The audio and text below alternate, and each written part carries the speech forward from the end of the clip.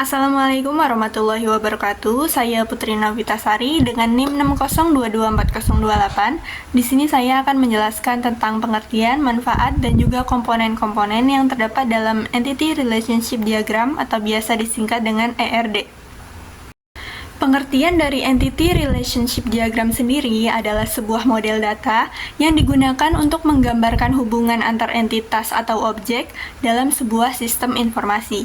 ERD dapat membantu pengembangan perangkat lunak untuk memahami, merancang, dan mengimplementasikan struktur database. Lalu selanjutnya ada manfaat dari Entity Relationship Diagram. Yang pertama yaitu visualisasi struktur. ERD membantu pemodeler dan pemangku kepentingan untuk memvisualisasikan dengan jelas struktur basis data dan bagaimana entitas saling berhubungan. Lalu yang kedua ada perencanaan hubungan. ERD membantu dalam perencanaan dan pemahaman hubungan antar entitas. Yang penting untuk merancang basis data yang efisien. Lalu yang ketiga ada identifikasi kunci primer. ERD membantu dalam mengidentifikasi atribut yang harus digunakan sebagai kunci primer, sehingga setiap baris data dapat diidentifikasi secara unik. Lalu yang keempat ada analisis keseluruhan. Dengan melihat ERD, pemodeler dapat melakukan analisis keseluruhan tentang bagaimana data akan disimpan, diakses, dan dimanipulasi dalam basis data. Berikut adalah contoh-contoh simbol yang terdapat dalam Entity Relationship Diagram. Yang pertama ada entitas, yaitu merupakan data inti yang akan disimpan, disimbolkan dengan persegi panjang seperti ini. Lalu ada atribut, yaitu kolom data yang butuh disimpan dalam suatu entitas, disimbolkan dengan elips, bentuk elips seperti ini. Lalu ada atribut key, yaitu kolom data yang disimpan dalam entitas dan digunakan sebagai kunci akses record yang diinginkan. Biasanya berupa ID atau NIM, disimbolkan atau dilambangkan dengan elips seperti ini, lalu diberi garis bawah. Lalu ada relasi, yaitu penghubung antar entitas. Nama kerelasian biasanya berupa kata kerja aktif, seperti membeli, membaca, mengajar, dan lain-lain, disimbolkan dengan belah ketupat seperti ini. Lalu yang terakhir ada garis, yaitu penghubung antar relasi dan entitas, di mana kedua ujungnya memiliki multiplicity, kemungkinan jumlah pemakaian. Nah, selanjutnya kita akan membahas lebih dalam tentang komponen-komponen yang terdapat di dalam Entity Relationship Diagram. Yang pertama yaitu ada entitas, yang merupakan objek-objek dasar yang saling terkait di dalam sistem. Objek dasar bisa berupa orang, benda, atau hal yang keterangannya perlu disimpan di dalam sebuah basis data. Atau bisa juga diartikan individu yang mewakili suatu yang nyata dan bisa dibedakan dari individu lainnya. Nah, untuk menggambarkan entity sendiri, perlu memperhatikan beberapa aturan-aturannya. Yang pertama yaitu entitas dinyatakan dengan simbol persegi panjang.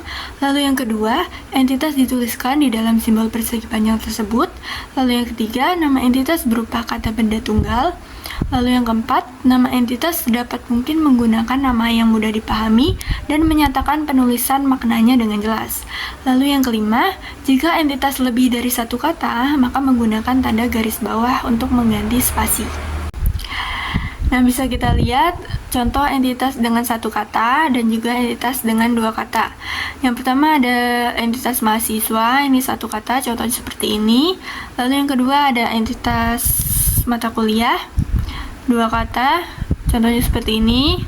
Mata dan kuliah dipisahkan oleh underscore atau garis bawah untuk menggantikan fungsi dari spasi. Di dalam basis data terdapat beberapa jenis-jenis entitas. Yang pertama yaitu ada isian entitas, merupakan data-data yang dimasukkan atau diinputkan ke dalam entitas. Contohnya seperti mahasiswa dengan NIM sebagai berikut. Lalu mahasiswa dengan nama bunga dan program studi dengan nama informatika. Lalu ada entitas reguler, yaitu entitas yang dominan karena entitas ini tidak bergantung pada entitas yang lainnya. Contohnya seperti entitas mahasiswa, entitas program studi, entitas mata kuliah. Lalu yang terakhir ada entitas dependen atau bisa juga disebut sebagai entitas lemah karena entitas ini bergantung pada entitas yang lainnya. Entitas ini bisa ada karena ada entitas yang lainnya sebagai acuannya, yang biasanya dijadikan sebagai acuan adalah entitas reguler. Contohnya seperti wali mahasiswa. Wali mahasiswa ini bergantung pada entitas mahasiswa. Jadi jika tidak ada entitas mahasiswa, maka tidak akan ada entitas wali mahasiswa. Nah, bisa kita lihat di sini contoh dari entitas reguler dan juga entitas dependen. Entitas reguler ada mahasiswa, dosen, lalu entitas dependen ada wali mahasiswa. Dilambangkan seperti ini dengan persegi panjang yang double. Nah, selanjutnya ada atribut. Nah, tiap-tiap entitas itu pasti memiliki yang namanya atribut. Atribut merupakan ciri-ciri yang membedakan antara entitas satu dengan entitas yang lainnya. Atribut juga sering disebut sebagai properti. Atribut merupakan keterangan-keterangan yang terkait dengan entitas yang perlu disimpan di dalam basis data. Atribut ini berfungsi sebagai penjelas sebuah entitas. Sama seperti entitas, atribut juga memiliki aturan penggambarannya. Yang pertama yaitu atribut dinyatakan dengan simbol elips. Lalu yang kedua, nama atribut dituliskan di dalam simbol tersebut. Lalu yang ketiga, nama berupa kata benda dan tunggal. Lalu yang keempat, nama mudah dipahami dan menyatakan makna yang jelas. Lalu yang kelima, atribut dihubungkan dengan entitas yang bersesuaian dengan menggunakan garis. Atribut sendiri memiliki beberapa jenis, bisa kita lihat di sini.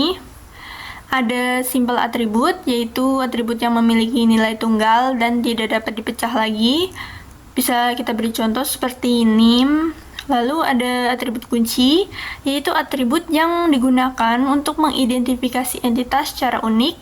Contohnya juga seperti name, tapi karena ini atribut kunci, makanya kita beri garis bawah di sini. Lalu ada composite atribut, itu atribut yang dapat dipecah lagi menjadi beberapa sub-atribut. Contohnya seperti nama. Nah, misal nama orang memiliki 3 kata, itu ada nama tengah, nama depan, dan juga nama belakang. Lalu selanjutnya ada atribut multivalued, yaitu atribut yang bisa memiliki lebih dari satu nilai untuk satu entitas. Contohnya seperti nomor telepon yang disimbolkan dengan elips seperti ini, elips double. Lalu yang terakhir ada derived atribut, yaitu atribut yang nilainya dihitung atau diperoleh dari atribut yang lain. Contohnya yaitu umur. Umur ini diperoleh dari atribut tanggal lahir. Nah, digambarkan dengan elips seperti ini tapi dengan titik-titik. Assalamualaikum warahmatullahi wabarakatuh. Perkenalkan, nama saya Muhammad Irfandi dengan NIM 602240885. Saya akan mulai menjelaskan materi Entity Relationship Diagram dimulai dari subbab atribut kunci. Pada tiap-tiap entitas selalu terdapat atribut kunci yang berupa satu atribut yang bisa mewakili sebuah rekor. Misalnya, nomor induk mahasiswa merupakan atribut kunci dari entitas mahasiswa. Apabila melakukan pencarian data-data mahasiswa, cukup hanya dengan menyebutkan NIM tersebut, maka mahasiswa akan bisa diketahui nama, kelamin, program studi, alamat, tanggal lahir, tempat lahir, dan juga yang lain-lainnya. Atribut key ada beberapa jenis. Yang pertama, candidate key. Yang kedua ada primary key. Yang ketiga alternate key, dan juga yang keempat foreign key. Yang pertama, candidate key. Candidate key atau kunci kandidat. Kunci kandidat merupakan satu atribut yang menjelaskan secara unik suatu kejadian dari suatu entitas, atau atribut-atribut yang bisa dipilih menjadi sebuah primary key. Apabila satu kunci kandidat berisikan lebih dari satu atribut, maka disebut sebagai composite key atau kunci gabungan.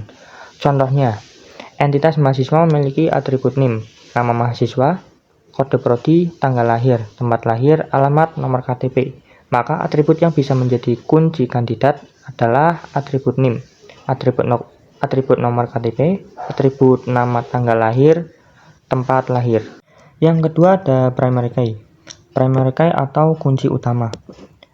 Primary key merupakan satu atribut yang tidak hanya menjelaskan secara unik suatu kejadian, tapi juga bisa mewakili tiap-tiap kejadian dari entitas. Tiap-tiap atribut yang menjadi kunci kandidat akan berpeluang menjadi primary key. Akan tetapi, sebaiknya dipilih salah satu saja yang bisa mewakili secara menyeluruh pada entitas yang ada. Adapun ciri-ciri dari atribut-atribut yang bisa dipertimbangkan sebagai identifier atau primary key, yaitu yang pertama, atribut yang mempunyai nilai tidak berubah. Yang kedua, tidak berisikan nilai kosong. Yang ketiga, tidak berisikan data nama atau lokasi yang mungkin sering berubah-ubah. Contoh dari primary key ini adalah NIM. Yang selanjutnya, yang ketiga dan keempat, ada alternate key dan juga foreign key. Alternate key atau kunci alternatif. Alternate key merupakan kunci kandidat yang tidak digunakan sebagai primary key.